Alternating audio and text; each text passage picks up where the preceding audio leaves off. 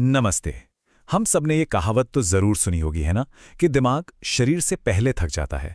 पर कभी सोचा है कि ये सिर्फ एक मोटिवेशनल लाइन है या इसके पीछे सच में कोई साइंस भी है? चलिए आज इसी दिलचस्प सवाल की तह तक चलते हैं। ये बात एथलीट्स से लेकर स्टूडेंट्स और प्रोफेशनल्स तक हर कोई कहता है, पर क्या ये साइंटिफिकली भी सही है?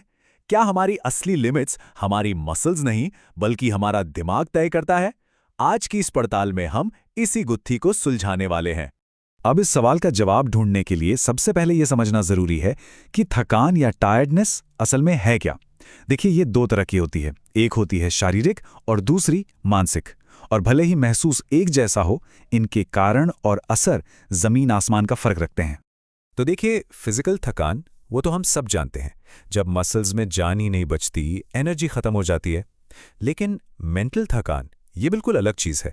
इसमें होता क्या है कि आपका दिमाग मतलब सोचने समझने की शक्ति थक जाती है, भले ही आपके शरीर में अभी भी दम बाकी हो। और सच कहूं तो यही वो हिस्सा है जो इस पूरी बात को इतना फैसिनेटिंग बना देता है। और हाँ, मेंटल थकान का असर सिर्फ दिमाग तक ही नहीं रहता, ये सीधे सीधे हमारे फिजिकल परफॉर्मेंस पर भी असर डालता है। जैसे फोकस कम हो जाना, रिएक्शन टाइम धीमा पड़ जाना, मोटिवेशन की कमी और हर छोटे मोटे काम में भी ज्यादा मेहनत लगना। ये सब इस बात के संकेत हैं कि हमारा दिमाग हमारी फिजिकल कैपेसिटी पर ब्रेक लगा रहा। तो सवाल उठता है कि दिमाग आखिर ऐसा करता क्यों है? इसका जवाब हमें एक बहुत ही दिलचस्प साइंटिफिक थ्योरी में मिलता है, जिसका नाम है सेंट्रल गवर्नर थ्योरी। इसे ऐसे समझिए कि ये हमारे दिमाग का एक इनबिल्ट सेफ्टी स्विच है। इस थ्योरी को टिम नॉक्स ने काफी पॉपुलर किया था। ये बताती है कि हमारा दिमाग हमारे शरीर के लिए एक तरह से मिशन कंट्रोल का काम करता है। वो हमें हमारी फिजिकल लिमिट्स तक पहुंचने से पहले ही रोक देता है, ताकि हम खुद को कोई नुकसान न पहुंचा बैठें। ये एक प्रोटेक्टिव मैकेनिज्म है जो हमें पूरी तरह से फेल होने से बचाता है। और ये गवर्नर काम कैसे करता है? बहुत ही सिंपल 3 स्टेप्स में।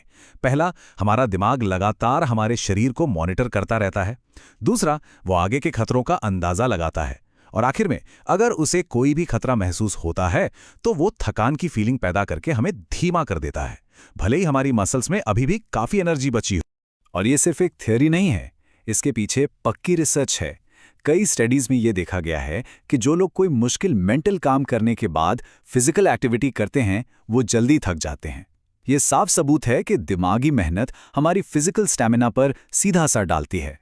तो ठीक है, पर जब हमारा दिमाग थक जाता है तो अंदर मतलब न्यूरोलॉजिकल लेवल पर होता क्या है? चलिए अब जरा दिमाग के अंदर झांककर इस प्रोसेस को समझते हैं। देखिए, हमारा दिमाग बहुत ज्यादा एनर्जी इस्तेमाल करता है, खासकर ग्लूकोज।